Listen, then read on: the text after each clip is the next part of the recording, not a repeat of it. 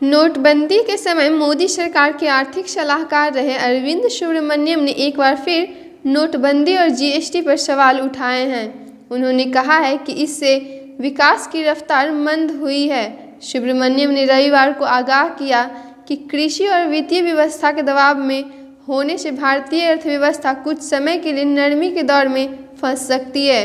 Of council the challenges of the Modi Jaitley economy के विमोचन के मौके पर उन्होंने कहा कि बजट में वस्तु और सेवा कर जीएसटी से राजस्व वसूली का लक्ष्य तर्कसंगत नहीं है। उन्होंने कहा, बजट में जीएसटी से वसूली के लिए जो लक्ष्य रखा गया है वह व्यवहारिक नहीं है। मैं स्पष्ट तौर पर कहूँगा कि बजट में जीएसटी के लिए अतार्किक लक्ष्य रखा गया है। इसमें 16 से 17% की वृद्धि की बात कही गई है। सुब्रमण्यम ने कहा कि जीएसटी की रूपरेखा और बेहतर तरीके से तैयार की जा सकती थी। वह जीएसटी के लिए सभी 3 दर के पक्ष में दिखे।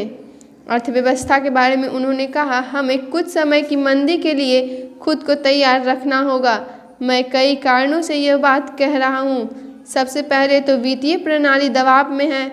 वित्तीय परिस्थितियाँ बहुत कठिन हैं। ये त्वरित वृद्धि के लिए अनुकूल नहीं है।